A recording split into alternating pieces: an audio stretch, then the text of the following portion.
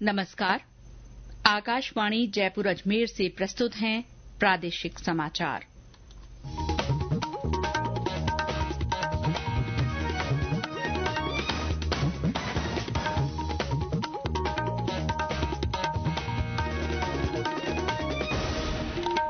मुख्य समाचार। केंद्र में सरकार गठन को लेकर राजनीतिक गतिविधियां जारी। भाजपा अध्यक्ष जगत प्रकाश नड्डा ने नई दिल्ली में पार्टी के वरिष्ठ नेताओं के साथ बैठक की। राज्य सरकार ने विभिन्न विभागों में पिछले 5 साल में भर्ती हुए कर्मचारियों के दस्तावेजों की जांच के लिए आंतरिक समिति बनाने के निर्देश दिए।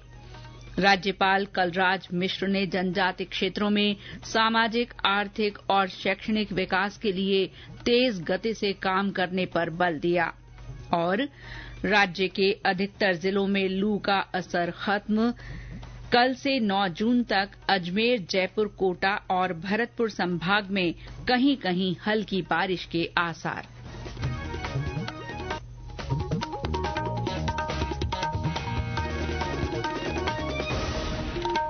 समाचारों के साथ मैं शीला चावला। और अब समाचार विस्तार से। राष्ट्रीय जनतांत्रिक गठबंधन एनडीए द्वारा नई सरकार गठन के संबंध में लगातार बैठकें की जा रही हैं।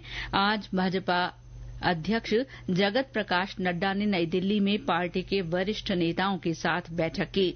श्री नड्डा के आवास पर हुई इस बैठक में गृह मंत्री अमित शाह, राजनाथ सिंह, पीयूष गोयल, मनसुख मांडविया सहित कई वरिष्ठ नेता मौजूद रहे। जनता दल यूनाइटेड के कई नेता भी दिल्ली में पार्टी अध्यक्ष और बिहार के मुख्यमंत्री नीतीश कुमार के आवास पर पहुंचे। कल नई दिल्ली में एनडीए गठबंधन में शामिल दलों के संसदीय दल की बैठक होने वाली है। इस बैठक में Bhajpa, TDP, JDU, LJP R, Shiv Sena Shinde गुट, जेडीएस और अन्य सहयोगी दलों के नवनिर्वाचित सांसदों के शामिल होने की उम्मीद है। इस बीच इंडिया गठबंधन के नेताओं की भी बैठकों का दौर जारी रहा। तृणमूल कांग्रेस के राष्ट्रीय महासचिव और सांसद अभिषेक बैनर्जी और पार्टी नेता डेरेक ओब्रायन ने समाजवादी पार्टी प्रमुख अखिलेश यादव से मुलाकात की। आम आदमी पार्टी नेता और राज्यसभा सांसद राघव चड्ढा ने शिवसेना यूबीटी नेता संजय राउत के साथ बैठक की। वहीं कांग्रेस ने 8 जून को पार्टी की कार्य समिति की बैठक भी बुलाई है। इस बीच निर्वाचन आयोग ने लोकसभा चुनावों की घोषणा के साथ ही लागू आदर्श चुनाव आचार संहिता को तुरंत प्रभाव से हटा लिया है।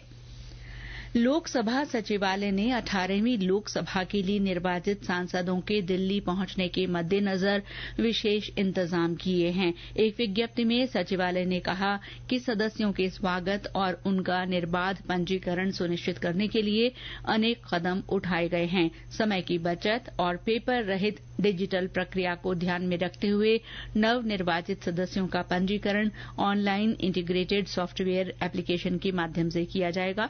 सचिवालय में नवनिर्वाचित सदस्यों के लिए एसबीआई बैंक खाता खोलने, स्थायी पहचान पत्र और केंद्र सरकार स्वास्थ्य योजना का कार्ड जारी करने के लिए भी प्रबंध किए गए हैं। आज से 14 जून तक शनिवार और रविवार समेत रोजाना सुबह 8 बजे से रात 8 बजे तक ये प्रक्रिया जारी रहेगी। हवाई अड्डों और रेलवे स्टेशनों पर मार्गदर्शक चौकियां बनाई गई हैं। इसके अलावा सदस्यों के अस्थायी रूप से रहने की व्यवस्था वेस्टर्न कोर्ट, एनेक्सी, हॉस्टल, राज्य और केंद्र शासित भवनों तथा अतिथि गृहों में की गई है। राज्य सरकार ने विभिन्न विभागों में पिछले 5 साल में हुई भर्तियों के जरिए आए कर्मचारियों के दस्तावेजों की जांच के लिए सभी विभागों को आंतरिक समिति बनाने के निर्देश दिए हैं। कार्मिक विभाग के प्रमुख शासन सचिव हेमंत गेरा ने सभी विभागों को आदेश जारी कर कहा है कि आंतरिक कमेटी ये जांच करे कि परीक्षा देने वाला तथा नौकरी करने वाला लोक सेवक एक ही व्यक्ति है। साथ ही भर्ती किए गए कर्मचारियों के शैक्षणिक पात्रता के दस्तावेज दस्तावेज तथा आवेदन के समय प्रस्तुत आवेदन पत्र, फोटो, हस्ताक्षर की भलीभांति जांच की जाए। जांच में जिन कर्मचारियों की भर्ती के संदर्भ में सूचनाएं संदिग्ध हों, उनकी सूचना एसओजी को उपलब्ध कराई जाए। गौरतलब है कि पिछले सालों में हुई विभिन्न भर्तियों में डमी परीक्षार्थी और फर्जी डिग्री के जरिए नौकरी प्राप्त करने के विभिन्न मामले सामने आने के बाद राज्य सरकार ने ये निर्णय किया है। देश में आगामी 1 जुलाई से 3 आपराधिक कानून लागू होने जा रहे हैं। उनमें समय और मांग के अनुसार नए प्रावधान शामिल किए गए हैं। इसी के बारे में जागरूकता के लिए आकाशवाणी समाचार जयपुर की ओर से प्रादेशिक समाचार बुलेटिन में नई श्रृंखला शुरू की जा रही है। इसमें हम श्रोताओं को इन कानूनों में किए गए नए प्रावधानों के बारे में हर रोज जानकारी देंगे। भारतीय न्याय संहिता 2023 में स्नैचिंग के बारे में प्रावधान जोड़े गए हैं। अब स्नैचिंग को धारा 304 के तहत एक अपराध के रूप में चिन्हित करते हुए 3 साल तक की कैद और जुर्माने का प्रावधान किया गया है। यदि स्नैचिंग किसी समूह द्वारा की गई है तो ये छोटे संगठित अपराध के तहत भी आता है। स्नैचिंग के मामलों के लिए किए गए नए प्रावधानों से मोबाइल छीनने की घटनाओं में संवेदनशील व्यक्तिगत डाटा, वित्तीय जानकारी और पासवर्ड की सुरक्षा के मद्देनजर छीनने के कृत्य को अपराध बनाकर संरक्षित किया गया है। ऐसी घटनाओं के दौरान होने वाले शारीरिक आघात झेलने की बात को भी कानून में स्थान दिया गया है। राज्य में अनुसूचित जाति और जनजाति के बेरोजगार युवाओं के लिए आगामी 1 जुलाई से विशेष कोचिंग योजना शुरू की जाएगी। 12 महीने चलने वाली इस योजना के तहत 80 बेरोजगार युवाओं को विभिन्न प्रतियोगी परीक्षाओं की मुफ्त कोचिंग दी जाएगी। इसके लिए कोचिंग देने वाले संस्थान कल तक आवेदन दे सकते हैं। ये संस्थान अंग्रेजी, कंप्यूटर बेसिक, अंग्रेजी टाइपिंग, सामान्य ज्ञान तथा अंग्रेजी और हिन्दी में स्टेनोग्राफी का प्रशिक्षण दे सकेंगे। ये समाचार आकाशवाणी जयपुर अजमेर से प्रसारित किए जा रहे हैं। राज्यपाल कलराज मिश्र ने राज्य के जनजाति क्षेत्रों में सामाजिक, आर्थिक और शैक्षणिक विकास के लिए तेज गति से प्रयास किए जाने का आह्वान किया है। श्री मिश्र आज राजभवन में जनजाति कल्याण के लिए संचालित योजनाओं और विकास कार्यों की प्रगति की समीक्षा बैठक में बोल रहे थे। श्री मिश्र ने आदिवासी क्षेत्रों में खाली पदों को भरने के लिए सभी स्तरों पर गंभीर प्रयास किए जाने की जरूरत बताई। उन्होंने कहा कि जनजाति क्षेत्रों में मजबूत स्वास्थ्य तंत्र विकसित हो तथा सहज और सस्ता उपचार उपलब्ध कराना प्राथमिकता होना चाहिए। उन्होंने आदिवासी इलाकों में चिकित्सकों, पैरामेडिकल तथा शैक्षणिक और अशैक्षणिक खाली पदों को भरने के लिए प्राथमिकता से काम करने की अपील की। श्री मिश्र ने वंचित वर्ग के विद्यार्थियों को दी जाने वाली उत्तर मैट्रिक छात्रवृत्ति की मंजूरी और भुगतान समय पर किए जाने के भी निर्देश दिए। उन्होंने कहा कि छात्रवृत्ति आवेदन प्रक्रिया सहज और सरल बनाई जाए ताकि अधिक से अधिक विद्यार्थी इसका लाभ उठा सकें। महाराजा गंगा सिंह विश्वविद्यालय बीकानेर का 8वां दीक्षांत समारोह कल आयोजित होगा। समारोह की अध्यक्षता राज्यपाल और कुलाधिपति कलराज मिश्र करेंगे। विश्वविद्यालय के कुलपति आचार्य मनोज दीक्षित ने बताया कि इस दिन विश्वविद्यालय का स्थापना दिवस समारोह भी मनाया जाएगा। दीक्षांत और स्थापना दिवस समारोह को भव्य बनाने के लिए व्यापक तैयारियां की गई हैं। कुलपति ने बताया कि दीक्षांत समारोह में वर्ष 2021 की परीक्षा में उत्तीर्ण हुए 1,26,880 विद्यार्थियों को उपाधियां दी जाएंगी। वहीं इसी वर्ष की परीक्षा में पहला स्थान प्राप्त करने वाले 54 विद्यार्थियों को स्वर्ण पदक दिए जाएंगे। और अब मौसम। प्रदेश के पूर्वी और उत्तरी जिलों में आज भी कहीं कहीं हल्की बारिश हुई है। हालांकि अभी भी कई जिलों में तेज गर्मी का असर है। राज्य में पिछले 4-5 दिन में हुई बारिश से ज्यादातर जिलों में लू का असर खत्म हो गया है और अधिकतम तथा न्यूनतम तापमान सामान्य से नीचे दर्ज किया जा रहा है। बीती रात ज्यादातर जिलों में न्यूनतम तापमान 25 से 30 डिग्री के बीच दर्ज किया गया। चूरू, सवाईमाधोपुर और भीलवाड़ा में आज भी भीषण गर्मी रही। इस बीच मौसम विभाग ने कल से 9 जून तक अजमेर, जयपुर, कोटा और भरतपुर संभाग के कुछ हिस्सों में दोपहर बाद मेघ गर्जन, आंधी और हल्की बारिश की संभावना जताई है। मौसम विभाग ने कहा है कि अगले 4-5 दिन अधिकतम तापमान में विशेष बदलाव नहीं होने तथा पारा 45 डिग्री सेल्सियस से नीचे दर्ज होने की संभावना है।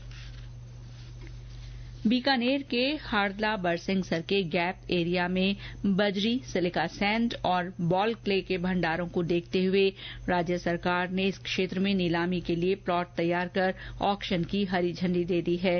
खान सचिव आनंदी ने बताया कि बीकानेर के हाड़ला बरसिंहसर का 272 वर्ग किलोमीटर और भानेका गांव तथा लोहिया के 319 वर्ग किलोमीटर क्षेत्र को एक अधिसूचना जारी कर अनारक्षित घोषित कर दिया गया है। उन्होंने बताया कि पहले ये क्षेत्र आरक्षित होने के कारण प्लॉट्स का ऑक्शन नहीं हो पा रहा था। खनन प्लॉट्स की नीलामी के बाद अवैध खनन पर प्रभावी रोक लग सकेगी। इसके साथ ही बीकानेर, चूरू, श्रीगंगानगर, हनुमानगढ़ सहित आसपास के इलाकों में बजरी की सहज उपलब्धता संभव हो सकेगी। कोटा के डकनिया तालाब रेलवे स्टेशन के पुनर्विकास पर 111 करोड़ 18 लाख रुपए की लागत आएगी। स्टेशन के पुनर्विकास कार्य की प्रगति का निरीक्षण नियमित अंतराल पर डीआरएम सहित संबंधित अधिकारियों द्वारा किया जा रहा है। इसी क्रम में कोटा मंडल रेल प्रबंधक मनीष तिवारी ने डकनिया स्टेशन पर उपलब्ध यात्री सुविधाओं का जायजा लिया। इसके अलावा उन्होंने स्टेशन पर चल रहे पुनर्विकास कार्य की प्रगति का निरीक्षण कर आधारभूत संरचनाओं के विकास की कार्य योजना की जानकारी ली।